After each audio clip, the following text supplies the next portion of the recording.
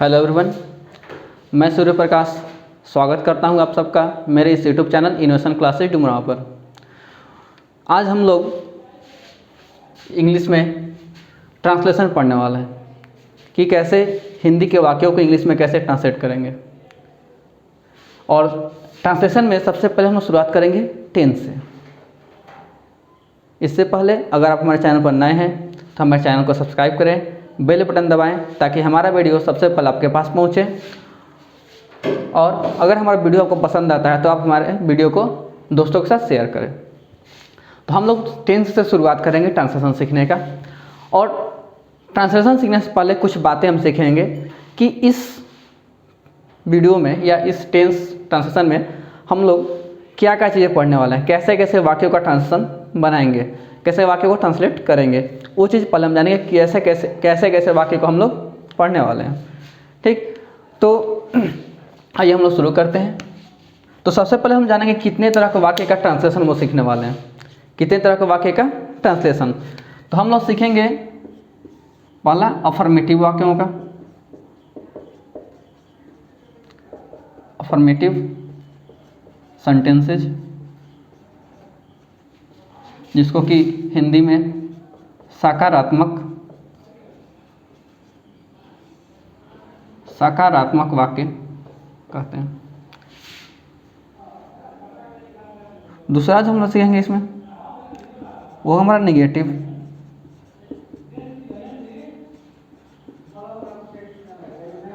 Negative sentences, नकारात्मक वाक्य। मैं ज़्यादातर हिंदी का इस्तेमाल करूँगा क्लास में ताकि सभी लोगों को एक बार में समझ में आ जाए कि मैं क्या बोलने वाला हूँ, क्योंकि बहुत लोगों को इंग्लिश समझ में नहीं आती है। तो इसलिए थोड़ा सा हम लोग यहाँ ध्यान रखेंगे, हिंदी में ही ज़्यादा हम लोग पढ़ेंगे। तो जानते हैं पहले अफर्मेटिव सेंटेंस क्या होता है, इसमें कैसे वाक्य होते हैं। तो अफर्मेटिव सेंटेंस का हम बात करें तो अफर्मेटिव होता है सकारात्मक वाक्य, यानी कि ऐसा वाक्य जिसमें स्वीकृति का बोध हो, ऐसा वाक्य जिससे स्वीकृति का बोध, स्वीकार करने का बोध हो। यानी कि इसमें निगेटिव बोलते नकारात्मक नहीं होता है, कहने मतलब कि स्वीकार करते, किसी भी चीज़ को हम लोग स्वीकार करते हैं। ठीक, तो जब स्वीकार करेंगे, जैसे हम तैयार हैं, आप लोग ये पढ़े होंगे, हम तैयार हैं। हम तैयार हैं मतलब हमने इस बात को स्वीकार किया कि हम लोग तैयार हैं। तो ऐसे ही वाक्य जब आएंगे तो वो हमारे अफर्मेटिव सेंटेंस होते हैं और ऐसे वाक्यों को हम लोग ट्रांसलेट करते हैं। ठीक, जैसे इसको अगर बनाना होता तो बनता वी आर रेडी। वे लोग गरीब थे, वे लोग गरीब थे, तो वे लोग गरीब थे तो यहाँ हो जाएगा दे वर पुअर। तो ये सकारात्मक हुआ क्योंकि यहाँ पर इस बात को स्वीकार किया जाता है कि हाँ ये जो बात बोली गई वो बात सही है। जैसे हम तैयार हैं, वे लोग गरीब थे, तो इस बात को स्वीकार किया जा रहा है यहाँ पर। अगर हम लोग बात करें नेगेटिव सेंटेंस का, नकारात्मक वाक्यों का, तो नेगेटिव सेंटेंस में जिसमें कि हम लोग नकारने का यानी कि मना करने का बोध होता है, ऐसा वाक्य जिससे मना करने के बोध से नकारात्मक वाक्य कहते हैं। और नकारात्मक वाक्यों में सबसे बड़ा जो बात होता है वह ये होता है कि इसमें नॉट लगा होता है। हिंदी में नहीं होता है और अंग्रेजी में नॉट का प्रयोग किया जाता है, ठीक है ना। हिंदी में जब भी नहीं लिखा रहा है तो अंग्रेजी में नॉट का प्रयोग किया जाता है। और यहाँ पर सबसे बड़ा ध्यान रखने बात ये होता है कि जो नॉट का प्रयोग होता है, नॉट का जो प्रयोग होता है वो हमेशा सहायक क्रिया के बाद होता है। नॉट का प्रयोग हमेशा सहायक क्रिया के बाद होता है। जैसे राम गरीब नहीं है, तो Ram is not poor. Ram गरीब नहीं है, राम इज नॉट पुअर। तुम ईमानदार नहीं हो, तो यू आर नॉट ऑनेस्ट। ठीक ना। तो निगेटिव वाक्यों में क्या होता है, जो सबसे बड़ा बात होता है वो हमारा होता है कि नॉट का प्रयोग होता है। नेगेटिव वाक्यों में नॉट का प्रयोग रहता है, और नॉट जहाँ भी होगा वो ऑक्सिलरी वर्ब के सहायक क्रिया यानी कि हेल्पिंग वर्ब के बाद होगा। आप लोग हेल्पिंग वर्ब पता होगा, ठीक है, इसलिए मैं उधर नहीं जा रहा हूँ, मैं सिर्फ यहाँ पर आया हूँ। तो ऑक्सिलरी वर्ब के बाद यानी कि हेल्पिंग वर्ब के बाद नॉट का प्रयोग किया जाता है। और ये जो हमारा अफर्मेटिव वाक्य होता है इसमें जरूरी नहीं है कि हेल्पिंग वर्ब होगा ही होगा। टेंस जब हम पढ़ेंगे, टेंस में बहुत सारे वाक्य हमको ऐसे मिलेंगे जहाँ पर हेल्पिंग वर्ब होगा ही नहीं, ठीक ना। अफर्मेटिव वाक्य में हेल्पिंग वर्ब नहीं होगा, लेकिन नेगेटिव वाक्य जहाँ भी आएगा, नकारात्मक वाक्य जहाँ भी आएगा वहाँ पर हेल्पिंग वर्ब अवश्य आएगा। ये बात हमको याद रखना है कि जहाँ भी नॉट आ गया, नॉट हमेशा क्या होगा, नॉट हमेशा ऑक्सिलरी वर्ब के बाद हेल्पिंग वर्ब के बाद ही आएगा, उसके पहले नहीं आएगा, उसके ऊपर लिखना गलत होता है, ठीक। तो ये दो तरह के वाक्य हम यहाँ पर सीखेंगे। उसके बाद हम लोग अगला जो सीखेंगे, तीसरा जो हमारा वाक्य होगा वो होगा हमारा इंट्रोगेटिव। तीसरा जो वाक्य होगा वो हमारा होगा इंटरोगेटिव। तीसरा जो वाक्य होगा वो हमारा होगा interrogative. Interrogative, interrogative sentence, interrogative sentence, प्रश्नवाचक वाक्य, ना, प्रश्नवाचक वाक्य। तीसरा प्रश्नवाचक वाक्य, इसमें क्या होगा, तो इसमें दो तरह के वाक्य मिलते हैं। प्रश्नवाचक वाक्य में दो तरह के वाक्य मिलेंगे, एक कि जिसमें एक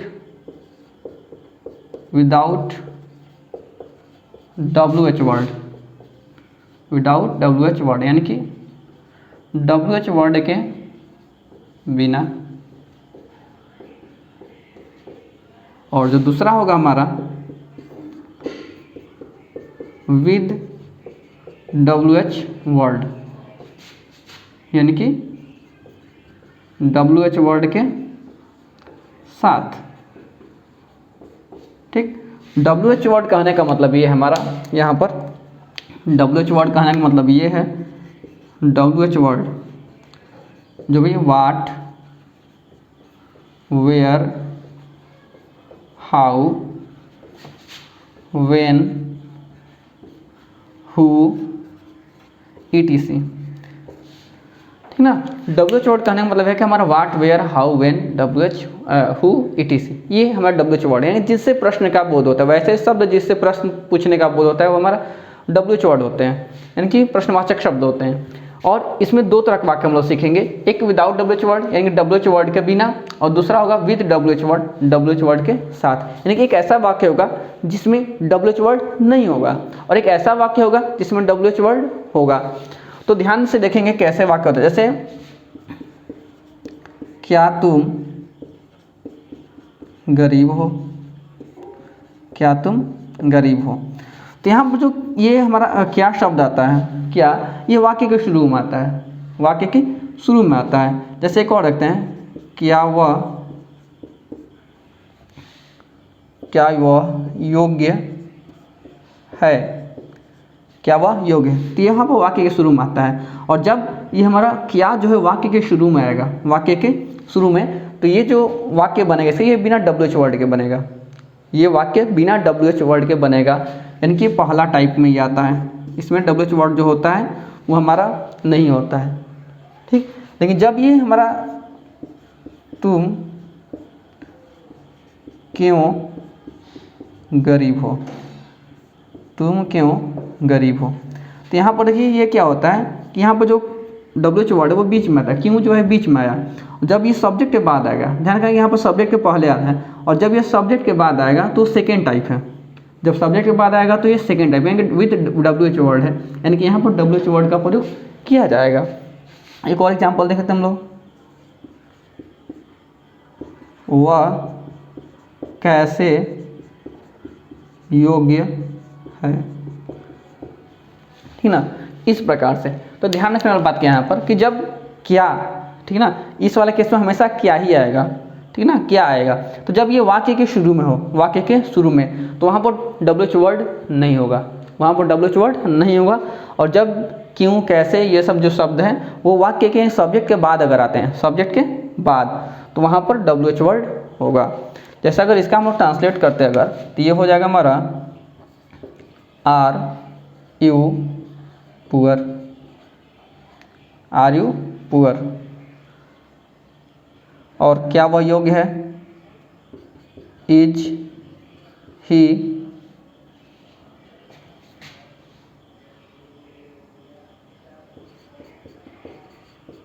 एलिजिबल या एबल, इज ही एलिजिबल। तुम क्यों गरीब हो, Y are you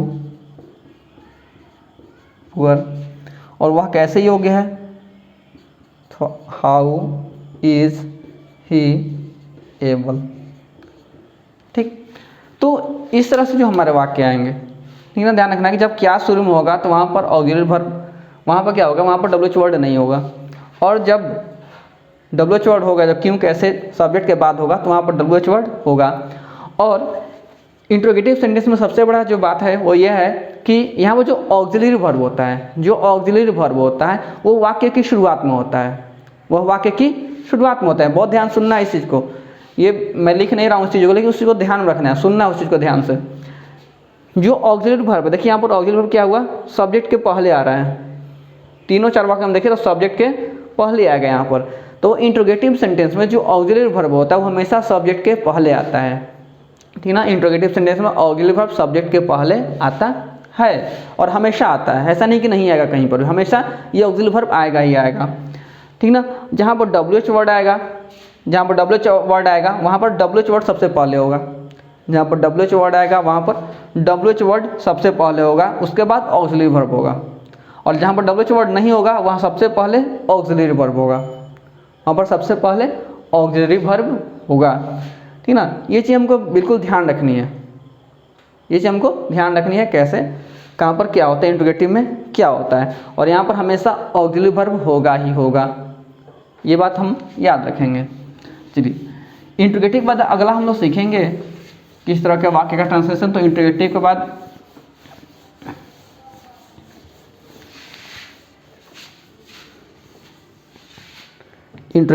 interrogative plus negative, यानी कि प्रश्नवाचक तो होगा ही होगा, साथ में नेगेटिव होगा, नकारात्मक भी होगा, प्रश्नवाचक भी होगा और नकारात्मक भी होगा। जैसे यहाँ पर देखते हैं, क्या तुम गरीब नहीं हो, क्या तुम गरीब नहीं हो, क्या तुम गरीब नहीं हो। तो हम देखिए क्या भी है, नहीं भी है, ठीक। तो जब ऐसे वाक्यों को हम लोग ट्रांसलेट करेंगे, क्या तुम गरीब नहीं हो, तो ध्यान रखने वाली बात क्या होगी कि क्या से शुरू है, इंट्रोगेटिव है तो सबसे पहले ऑक्सिलरी वर्ब होगा, यानी कि यहाँ पर are you not poor, are you not poor, यानी कि सबसे पहले ऑक्सिलरी वर्ब होगा, जो नॉट होगा वो सब्जेक्ट के बाद होगा। ऑक्सिलरी वर्ब की बात होता है लेकिन यहाँ पर सब्जेक्ट के बाद होगा। लेकिन अभी आप लोग कह सकते हैं कि सर अभी तो पीछे आप बताया कि जो नॉट होता है वो हमेशा हेल्पिंग वर्ब के साथ होता है, ऑक्सिलरी वर्ब के साथ होता है। तो आप यहाँ पर इसको इसके साथ भी लिख सकते हैं, बशर्ते कि आपको वहाँ पर इसको शॉर्ट फॉर्म लिखना होगा, आपको ऐसे लिखना पड़ेगा, आर एन टी पुअर। आप यहाँ पर आर नॉट ऐसे, आर नॉट यू पुअर, ऐसे आप इसको नहीं लिख सकते हैं, ऐसे लिखना ये गलत होता है। यहाँ पर ये सेक्शन ये गलत होता है।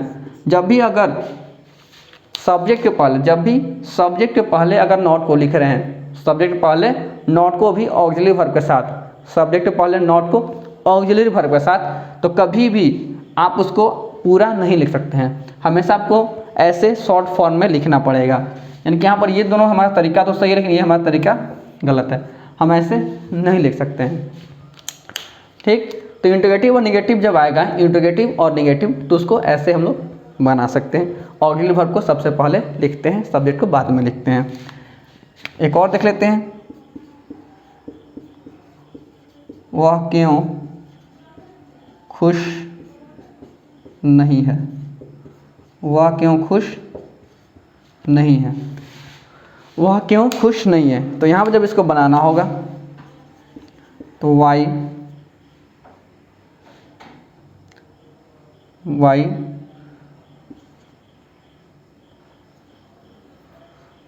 Is he not happy, why is he not happy, या वाई इजंट ही हैप्पी। ऐसे हम लोग बनाते हैं।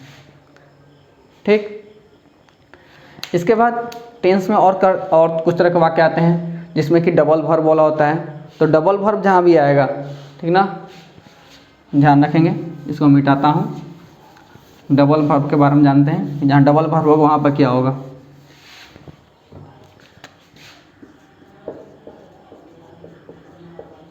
डबल वर्ब,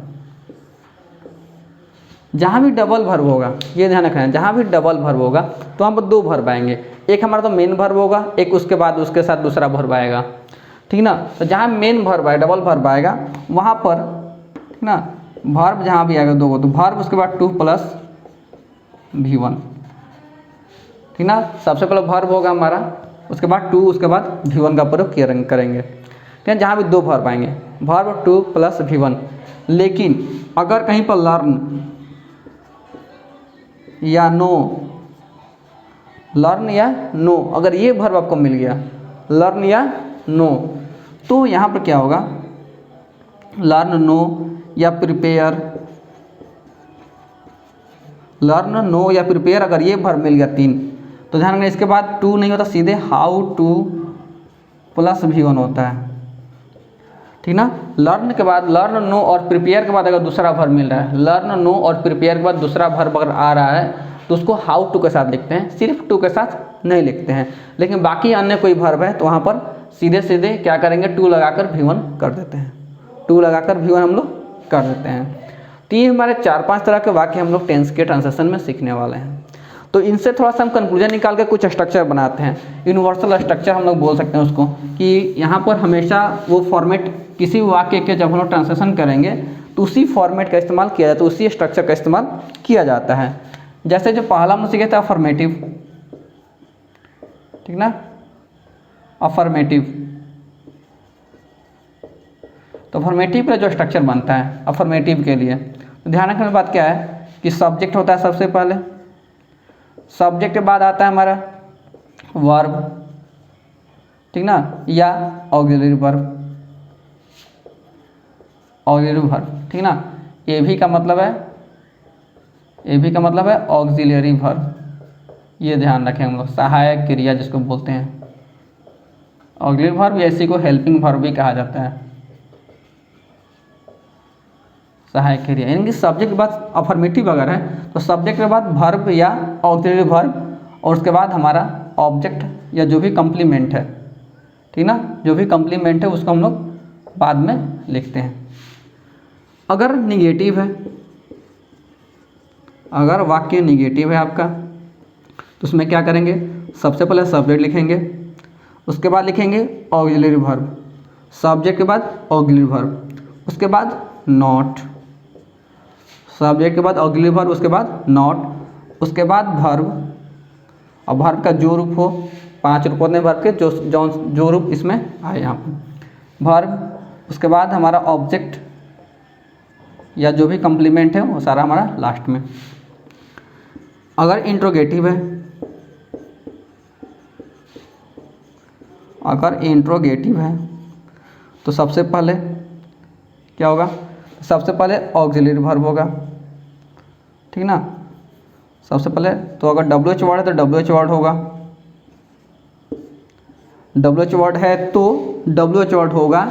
अगर नहीं है, WH वर्ड नहीं है तो सबसे पहले होगा ऑक्सिलरी वर्ब, अगर WH वर्ड नहीं है तो सबसे पहले होगा ऑक्सिलरी वर्ब, उसके बाद सब्जेक्ट, उसके बाद नॉट, उसके बाद वर्ब, और उसके बाद ऑब्जेक्ट। बाकी जो कुछ है हमारा उतर जाएगा उसी तरह से। कॉम्प्लीमेंट जो होगा उसको हम लास्ट में लिखेंगे, ठीक। जो डबल वर्ब वाला होगा, इंट्रोगेटिव नेगेटिव दोनों ये हो गया। नॉट रहे तो लगा देना है, नहीं तो हटा देना है, ठीक ना। ध्यान रखना है यहाँ पर कि नॉट रहे तो लगाना है, नहीं तो हटाना है। जैसे WH वर्ड है उसी तरह नॉट है, अगर है तो लगा दीजिए, नहीं है तो हटा दीजिए। और जो डबल वर्ब आएगा है डबल वर्ब, वो तो मैंने आपको बता ही दिया कि वहाँ पर क्या करना है, टू के साथ जोड़ना है, कब हाउ टू के साथ जोड़ना है, ठीक। तो ये हमारा एक स्ट्रक्चर है, जो स्ट्रक्चर हमेशा हर एक टेंस में फॉलो होगा। जो हम लोग टेंस पढ़ेंगे, टेंस के 3 प्रकार, 3 के फिर 4 प्रकार जो पढ़ेंगे, सब में यह स्ट्रक्चर फॉलो होता है। और टेंस जो हमारा पूरा जो टेंस है, वो टेंस सिर्फ वर्ब के रूप पर डिपेंड करता है।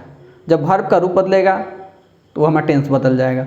तो जो भी ये स्ट्रक्चर, एक ही चीज़, सब में एक ही स्ट्रक्चर फॉलो होता है, सिर्फ वर्ब का रूप बदलेगा, सिर्फ वर्ब का रूप बदलेगा, ठीक ना। तो हम लोग सीखेंगे किस टेंस में कौन सा वर्ब का रूप होता है, किस टेंस में कौन सा वर्ब होगा, किस टेंस में कौन सा होगा, ये चीज़ हम लोग अब सीखने वाले हैं, ठीक ना। आप ये चीज़ ध्यान रखना है, आपको इतना चीज़। और इसके बाद हम लोग अभी आगे सीख रहे हैं कि कैसे किस टेंस में क्या होगा, तो कौन सा टेंस का प्रयोग करेंगे और क्या उसका रूप होता है।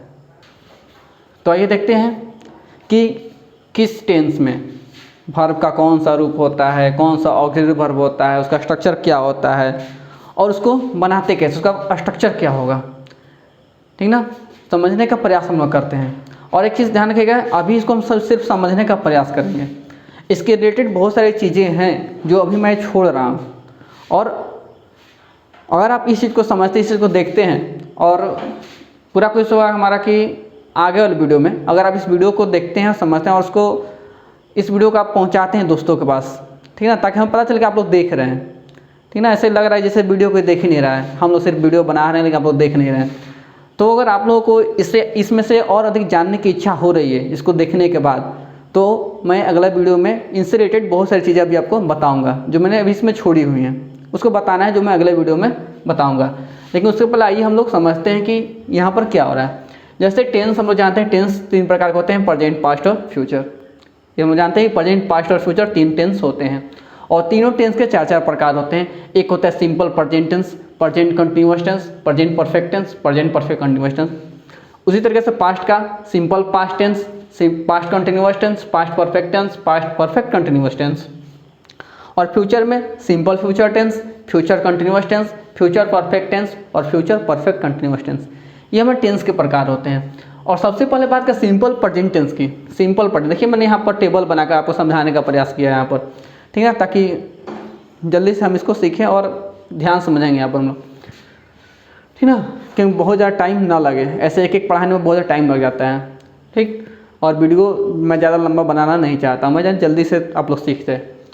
तो प्रेजेंट में सिंपल प्रेजेंट टेंस बात करें तो इसका जो पहचान होता है वो होता है क्रिया के अंत में। ध्यान जो भी पहचान होगा, जहाँ भी पहचान लिखे हैं वो सिर्फ क्रिया के अंत, यानी क्रिया के अंत में ता है ती है, ये चीज़ समझना है। यानी वर्ब को देखेंगे कि हिंदी में क्रिया के अंत में, हिंदी में क्रिया के अंत में ता है ती है, ठीक ना, क्रिया के अंत में ता है ती है लगा रहे हैं, तो वाक्य सिंपल प्रेजेंट टेंस में होगा, तो वह वाक्य सिंपल प्रेजेंट टेंस में होगा। सिंपल प्रेजेंट टेंस में जो मेन वर्ब होता है, मेन वर्ब का जो रूप होता है वो होता है V1 या V5, यानी या तो पहला रूप होगा या तो 5वां रूप होगा सिंपल प्रेजेंट टेंस में। जो ऑक्सिलरी वर्ब होता है, ठीक ना, ऑक्सिलरी वर्ब, क्योंकि जब भी हम लोग निगेटिव और इंट्रोगेटिव बनाएंगे, निगेटिव और इंट्रोगेटिव में सकारात्मक और नकारात्मक वाक्यों का ट्रांसलेशन करेंगे, तो वहाँ पर हमें ऑक्सिलरी वर्ब चाहिए। अभी पीछे बताया मैंने, वहाँ पर ऑक्सिलरी वर्ब चाहिए। तो जब वहाँ पर ऑक्सिलरी वर्ब चाहिए तो वहाँ पर ऑक्सिलरी वर्ब होगा डू या डज, डू या डज। जो वाक्य का स्ट्रक्चर बनता है वो बनता है सब्जेक्ट V1 या V5 plus object, subject V1 या V5 प्लस ऑब्जेक्ट। यहाँ पर ध्यान रखने की बात यह है कि आई वी यू दे, ठीक ना, आई वी यू दे एवं प्लूरल सब्जेक्ट के साथ V1, ठीक ना, जहाँ भी ये अगर सब्जेक्ट के रूप में, सब्जेक्ट के स्थान पर हमारा आई है, वी है, यू है, दे है, या कोई प्लूरल सब्जेक्ट है, कोई प्लूरल सब्जेक्ट, तो यहाँ पर या तो V1 होगा, ठीक ना। अगर मेन वर्ब लिखना है तो V1 होगा, अगर ऑक्सिलरी वर्ब लिखना है तो डू होगा। और अगर यदि ही शी इट एवं singular subject, he see it एवं कोई सिंगुलर सब्जेक्ट है तो वहाँ पर V5 होगा या डज होगा, ठीक ना। आप लोग वीडियो को रिपीट करके भी देख सकते हैं, कोई पाबंदी नहीं है उसके लिए, ठीक ना। अगर एक बार में आप लोग नहीं सुन पा रहे हैं, समझ पा रहे हैं, तो आपको वीडियो को रिपीट कीजिएगा, क्योंकि इसमें मैं बार बार रिपीट नहीं कर सकता हूँ। आप लोग वीडियो को रिपीट कर लीजिएगा और बार बार एक ही बात को सुनकर आप लोग समझ सकते हैं। अगर कंटिन्यूअस टेंस में हो जाएंगे, कंटिन्यूअस टेंस में तो पहचान में रहा है, रही है, रहे हैं, ठीक ना, ऐसे करके होता है, रहा है, रही है, ये जब रहेगा। जो मेन वर्ब फॉर्म होता है, मेन वर्ब, ठीक ना, मुख्य क्रिया का कौन सा रूप होता है इस टेंस में, मुख्य क्रिया का कौन सा रूप, तो मुख्य क्रिया का चौथा रूप होता है, ठीक ना, मेन वर्ब का चौथा रूप यहाँ पर होता है, यानी वर्ब में आईएनजी का प्रयोग इस टेंस में किया जाता है। जैसे ऑक्सिलरी वर्ब अगर है, इसमें ऑक्सिलरी वर्ब क्या होगा, तो इज एम आर, ठीक ना, इज एम आर, इस टेंस में ऑक्सिलरी वर्ब क्या होगा, इज एम आर होगा। अब स्ट्रक्चर देख लेते हैं, सब्जेक्ट होगा बी होगा, बी यानी कि इज एम आर, बी यानी कि is am are, V four object, ठीक ना, वी फॉर ऑब्जेक्ट होगा। आई के साथ एम होता है, वी यू दे, और प्लूरल सब्जेक्ट के साथ आर होता है। आई के साथ एम, वी यू दे या प्लूरल सब्जेक्ट के साथ आर होता है। और ही सी इट या कोई सिंगुलर अगर सब्जेक्ट है, ही सी इट है या कोई सिंगुलर सब्जेक्ट है तो वहाँ पर इज होता है, ठीक। तो यहाँ पर ये चीज़ फॉलो होगा हमारा। बाकी स्ट्रक्चर हम पीछे बता चुके हैं, मैं पीछे इसी वीडियो में पीछे बता चुका हूँ स्ट्रक्चर क्या होता है। पहचान, अगर परफेक्ट टेंस यानी प्रेजेंट परफेक्ट टेंस की बात करें हम लोग, प्रेजेंट परफेक्ट टेंस के पहचान में होता है चुका है, चुकी है, या है, ई है, ए है, जो भी है। मेन वर्ब फॉर्म जो होता है, मुख्य क्रिया का जो रूप होता है इस टेंस में, वो होता है वर्ब का तीसरा रूप, वर्ब का तीसरा रूप। ऑक्सिलरी वर्ब होता है हैव या हैज, ऑक्सिलरी वर्ब हैव या हैज। जो स्ट्रक्चर निकल के आता है यहाँ पर वो होता है सब्जेक्ट हैव हैज, वर्ब का तीसरा रूप और ऑब्जेक्ट। सबसे पहले सब्जेक्ट, फिर हैव या हैज, उसके बाद वर्ब 3 और ऑब्जेक्ट। अब बात आती है कि हैव और हैज कहाँ होता है, तो ध्यान रखेंगे I we they you plural, ठीक ना, I we they you plural, plural के साथ, ठीक ना, और आई के साथ हैव होता है, और बाकी ही सी इट सिंगुलर, इन सब के साथ हैज होता है। आप लोग कह भी सकते हैं सर आई तो सिंगुलर है, साथ हैज क्यों नहीं होता है, तो आई एक्सेप्शन है, उसको नहीं लेकर चलना है, आई एक्सेप्शन होता है, वो हमेशा प्लूरल वर्ब ही लेता है, ठीक है। तो यहाँ पर हैव होगा, यहाँ पर हैज होगा। अगर परफेक्ट कंटिन्यूअस टेंस में जाएंगे, perfect continuous tense, present perfect continuous tense, तो पहचान होता है ता रहा है, ती रही है, ते रहे हैं या से रहा है, यानी कोई समय होता है और समय से होता है, ठीक ना, समय से कार्य चल रहा होता है। यहाँ पर जो मेन वर्ब का फॉर्म होता है वो होता है वी फोर, वर्ब का चौथा रूप, यानी कि वर्ब में आईएनजी, वर्ब का चौथा रूप यानी कि वर्ब में आईएनजी। जो ऑक्सिलरी वर्ब होता है वो यहाँ पर भी होता है हैव हैज, यहाँ पर भी होता है हैव हैज। लेकिन ध्यान रखने बात ये है कि यहाँ पर हम लोग परफेक्ट टेंस पढ़े, परफेक्ट टेंस में क्या होता है, वर्ब का तीसरा रूप होता है, परफेक्ट टेंस में वर्ब का तीसरा रूप होता है। यहाँ पर कंटिन्यूअस पढ़े, कंटिन्यूअस में वर्ब का चौथा रूप होता है। यहाँ पर दोनों है परफेक्ट कंटिन्यूअस, यानी कि यहाँ पर दोनों रूप आएगा।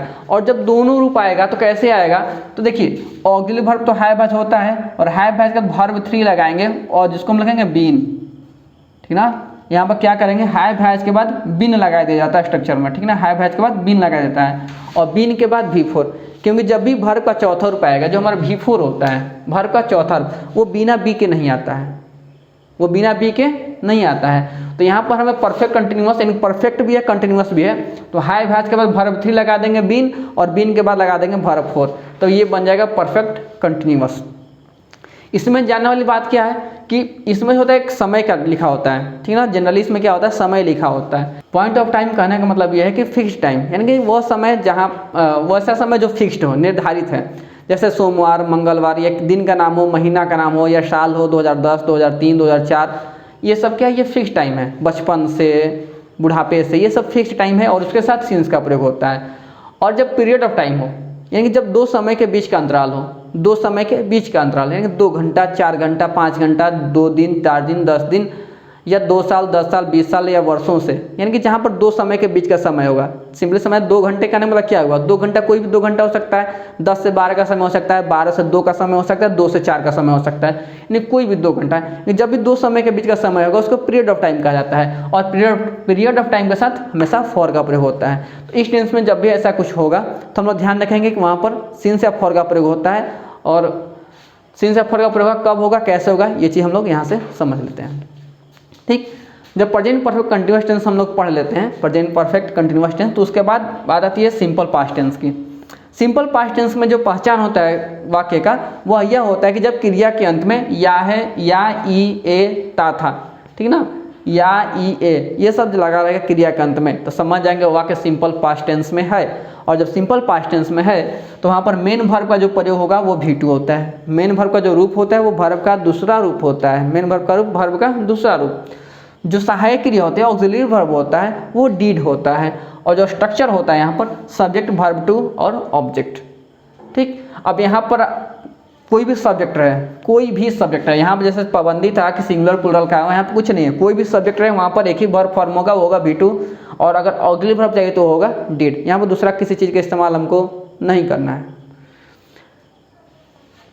ठीक, इसके बाद अगर बात करें हम लोग पास्ट कंटिन्यूअस टेंस का, तो पास्ट कंटिन्यूअस टेंस में रहा था, रही थी, रहे थे, ये सब जब रहे तो हम कहेंगे वो कंटिन्यूअस टेंस है, पास्ट कंटिन्यूअस टेंस है। और यहाँ पर जब भी कंटिन्यूअस होगा, ध्यान रखना, जब भी कंटिन्यूअस टेंस होगा तो यहाँ पर वर्ब का एक ही फॉर्म यूज़ होगा, और वो वर्ब फॉर्म होगा V4, वर्ब का चौथा रूप।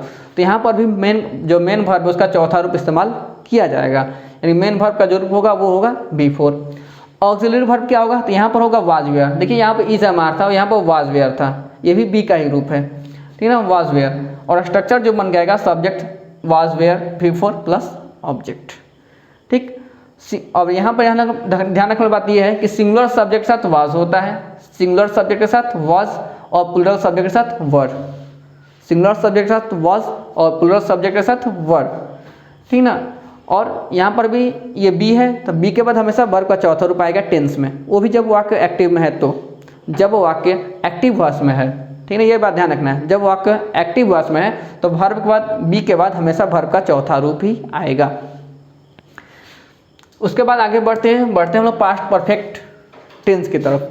पास्ट परफेक्ट टेंस में यहीं जब चुका था, चुकी थी, चुके थे, ये सब लगा रहा है, चुका था, चुकी थी, चुके थे रहे, ठीक ना। तो मेन वर्ब फॉर्म जो होता है यहाँ पर भी वो होता है वर्ब का तीसरा रूप। मेन वर्ब फॉर्म क्या होता है, मेन वर्ब फॉर्म होता है वर्ब का तीसरा रूप, यानी कि यहाँ पर वर्ब का तीसरा रूप का प्रयोग किया जाता है।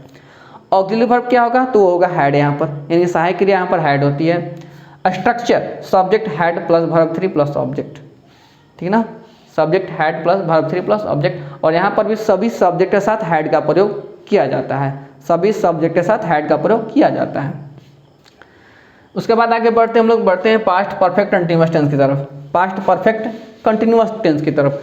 तो यहाँ पर क्या होता है, ता रहा था, ती रही थी, ते रहे थे, ये हमारा पहचान हो जाएगा। यानी कि पहचानेंगे कैसे, तो जब वाक्य के क्रिया के अंत में ये लगा रहेगा तो हम कहेंगे कि वह वाक्य पास्ट परफेक्ट कंटिन्यूअस टेंस में है। और यहाँ पर जो मेन वर्ब का रूप होता है, मेन वर्ब फॉर्म जो होता है वो होता है वर्ब का चौथा रूप V4, वर्ब का चौथा रूप। और जो ऑक्सिलरी वर्ब होता है यहाँ पर भी वो होता है हैड, ऑक्सिलरी वर्ब यहाँ पर क्या होता है, हैड। और जो स्ट्रक्चर बन के आता है वो होता है सब्जेक्ट हैड बीन V4। और ध्यान रखने बात है, जैसे यहाँ पर जो था कि प्रेजेंट परफेक्ट कंटिन्यूअस टेंस में, ठीक ना, प्रेजेंट परफेक्ट कंटिन्यूअस टेंस में क्या था कि यहाँ पर हैव हैज के बाद बीन आ रहा था, क्योंकि ये परफेक्ट और कंटिन्यूअस दोनों हैं। तो उसी तरह यहाँ पर भी हैड के साथ बीन का प्रयोग किया जाएगा, क्योंकि हमें V4 लिखना है, ठीक ना। और जब भी V4 लिखना है तो बिना बी के हम लोग V4 नहीं लिख सकते हैं टेंस में, एक्टिव वॉइस में, टेंस में एक्टिव वॉइस में बिना बी के हम लोग V4 नहीं लिख सकते हैं। तो V4 लिखना है इस वाक्य में, इसलिए हम लोग यहाँ पर बीन लगाएंगे हैड के बाद, ठीक। तो इस तरह से हमारा इस टेंस का भी ट्रांसलेशन हम बना सकते हैं। और सिंस और फॉर जो है तो हमारा उसी तरह चलता रहेगा, इसमें भी अगर आएगा तो सिंस से फॉर का प्रयोग उसी तरह किया जाएगा, ठीक। इसके बाद हम लोग आगे बढ़ते हैं, अब आते हैं फ्यूचर की तरफ, ठीक ना। फ्यूचर की तरफ आते हैं, देखते हैं यहाँ पर क्या होता है। तो कहते हैं फ्यूचर में अगर सिंपल फ्यूचर टेंस है, सिंपल फ्यूचर टेंस है, तो सिंपल फ्यूचर टेंस का जो पहचान होता है वो होता है गा गे गी, यानी जब क्रिया के अंत में गा गे गी लगा रहेगा तो हम कहेंगे वह वाक्य सिंपल फ्यूचर टेंस में है, ठीक ना। इसमें जो मेन वर्ब होता है वो होता है V1, मेन वर्ब क्या होता है V1। ऑक्सिलरी वर्ब क्या होगा यहाँ पर, सहायक क्रिया शैल या विल, शैल या विल। और जो स्ट्रक्चर यहाँ पर होगा सब्जेक्ट प्लस शैल या will plus V1 plus object. और यहाँ पर जो सबसे ध्यान रखने बात यह है कि यहाँ पर जो आई और वी होता है, आई वी के साथ हमेशा शैल का प्रयोग होता है, आई वी के साथ हमेशा शैल का प्रयोग होता है। और बाकी जो भी सब्जेक्ट है, ठीक ना, यू दे ही सी, सबके साथ विल का प्रयोग होता है, ठीक ना। आई वी के साथ शैल का, बाकी सबके साथ विल का प्रयोग होता है। ये बाद में बदलेगा भी, कुछ जगह चेंज होता है, उल्टा हो जाता है, वो कब होता है हम लोग आगे के वीडियो में जानेंगे। लेकिन अभी हम लोग इतना जानेंगे कि आई वी के साथ शैल होता है और शेष जो भी सब्जेक्ट है, अन्य सब्जेक्ट हैं, उनके साथ विल का प्रयोग होता है, ठीक है। यहाँ पर अब तो सिंपल फ्यूचर के बाद हम आगे बढ़ते हैं फ्यूचर कंटिन्यूअस टेंस की तरफ। तो फ्यूचर कंटिन्यूअस टेंस में पहचान में रहेगा, रहेगी, रहेंगे, ये सब जब लगा रहेगा तो हम कहेंगे कि जो यह वाक्य है वो किस टेंस में है, तो फ्यूचर कंटिन्यूअस टेंस में है। यहाँ पर जो मेन वर्ब का फॉर्म होता है वो होता है V4 और ऑक्सिलरी वर्ब जो होता है यहाँ पर भी शैल विल ही होता है, ठीक। लेकिन अब यहाँ पर V4 लिखना है, अब यहाँ V4 लिखना है, इसलिए हम शैल विल के बाद क्या करेंगे, बी का प्रयोग कर देते हैं। जब यहाँ पर V4 लिखना है, क्योंकि जब भी V4 लिखना है तो हमको वहाँ पर बी चाहिए ही चाहिए, तो यहाँ पर शैल विल के बाद हमें V4 चाहिए तो बी लगा देंगे यहाँ पर। इसका जो स्ट्रक्चर होता है वो में होता है subject shall will plus be plus V4 plus object, यानी कि सब्जेक्ट होगा, शैल विल होगा, उसके बाद बी लगाएंगे क्योंकि हमको V4 लिखना है, तो यहाँ पर बी लगा देंगे, उसके बाद ऑब्जेक्ट लिखेंगे। आगे बढ़ते हम लोग फ्यूचर परफेक्ट टेंस की तरफ।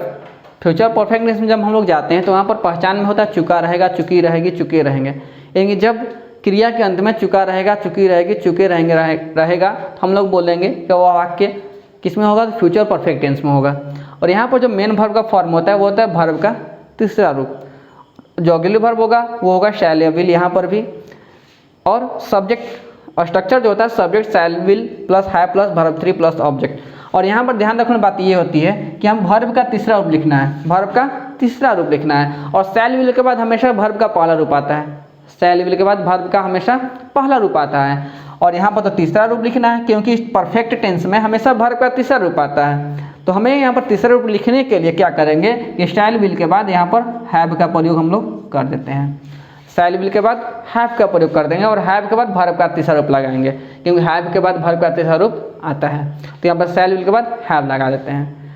तो इस तरह से हमारा फ्यूचर परफेक्ट टेंस का वाक्य बनता है। उसके बाद जो हमारा लास्ट है future perfect continuous tense. Future perfect continuous tense में पहचान पर ध्यान देंगे तो पहचान होता है ता हुआ रहेगा, ती हुई रहेगी, वैसे ही इसका बहुत यूज़ कम होता है, लेकिन फिर भी जानकारी के लिए मैं बता दे रहा हूँ कि यहाँ पर अगर रहेगा तो कैसे बनाएंगे। मेन वर्ब जो होता है वो हमारा V4 फॉर्म में होता है, मेन वर्ब V4 फॉर्म में होता है, इन वर्ब का चौथा रूप यहाँ पर आएगा। ऑक्सिलरी वर्ब जो होगा वो होगा शैल या विल, ऑक्सिलरी वर्ब क्या होगा, सहायक क्रिया क्या होगी, शैल या विल। और यहाँ पर ध्यान रखने बात ये परफेक्ट कंटिन्यूअस टेंस है, और परफेक्ट कंटिन्यूअस टेंस में क्या होता है, तो V4 आता है, और शैल विल के बाद तो क्या होता है, V1 ही आता है। शैल विल के बाद यहाँ पर देखिए V1 ही आता है, शैल विल के बाद V4 नहीं आता है, तो हम लोग यहाँ पर V4 लाना है। तो V4 लाने के लिए क्या करेंगे, बी नहीं करेंगे, सीधे सीधे बी नहीं लगा देंगे, क्योंकि बी लगाएंगे तो यहाँ पर देख लीजिए ये तो इसी के जैसा हो जाएगा, कंटिन्यूस है, कुछ तो अंतर होना चाहिए ना इसमें और उसमें। तो यहाँ पर सबसे पहले क्या करेंगे, यहाँ पर लगाएंगे परफेक्ट के लिए, क्योंकि परफेक्ट है ना, तो परफेक्ट में क्या होता है, हैव लगता है, तो यहाँ पर हैव लगाएंगे, और उस हैव के बाद लगाएंगे बीन, ठीक ना, शैल विल, उसके बाद हैव, उसके बाद बीन लगा देंगे, उसके बाद V4 लिखेंगे और हमारा वाक्य बन जाएगा यहाँ से। तो इस तरीके से हम देख रहे हैं यहाँ पर क्या हो रहा है, आप लोग ध्यान से देख सकते हैं कि पूरे जो हमारा टेंस है 12 जो भी टेंस है इसमें किस में क्या क्या हो रहा है। देखिए इसमें क्या होता है, वर्ब 4 होता है, सब में वर्ब कंटिन्यूअस वाले में V4 होता है, ये भी कंटिन्यूअस है इसमें V4 होता है, ठीक ना। ये जो परफेक्ट टेंस है इसमें वर्ब 3 होता है, हर जगह वर्ब 3 होता है, यहाँ पर V1 या V5 होता है, यहाँ पर V2 होता है और यहाँ पर V1 होता है। ऐसे करके आप लोग इसको रिलेट कीजिएगा ना, तो इस प्रकार से हम लोग इस टेंस को समझ सकते हैं और इसका हम लोग ट्रांसलेशन बना सकते हैं, ठीक। इसके अलावा जो भी कुछ बातें रह गई हैं जो मुझे बतानी है अभी, आप लोग इस वीडियो को पहले देख लीजिए, इसका नोट्स तैयार कर लीजिए, वीडियो को पॉज करके वीडियो को दोबारा देखकर जैसे भी हो आप इसको पहले देखिए, समझिए, और जो भी इसका एग्जाम्पल है, हर एक टेंस एग्जाम्पल जो भी बनाना हम लोग को, वो सारा हम लोग अगले वीडियो में देखेंगे, और इस रिलेटेड कुछ बहुत सारी बातें और जानेंगे हम लोग अगले वीडियो में। लेकिन उसके पहले ये जरूरी है कि आप लोग इस वीडियो को देखें, दोस्तों के साथ शेयर करें, क्योंकि काफ़ी ज़रूरी है आपके बोर्ड एग्जाम के लिए आने वाले समय में, या किसी भी एग्जाम के लिए। अगर आप इंग्लिश की जानकारी रखना चाहते हैं तो उसके लिए वीडियो बहुत ही ज़रूरी है, और बहुत ही कम समय और बहुत ही कम समय में मैंने इसे बताने का प्रयास किया, आप लोग समझाने का प्रयास किया है। अगर कोई डाउट रह जाता है फिर भी आपके मन में, तो आप लोग आपके लिए कमेंट बॉक्स खुला है, आप लोग कमेंट कर सकते हैं, ठीक। तो आज इतना ही हमारे वीडियो में, धन्यवाद।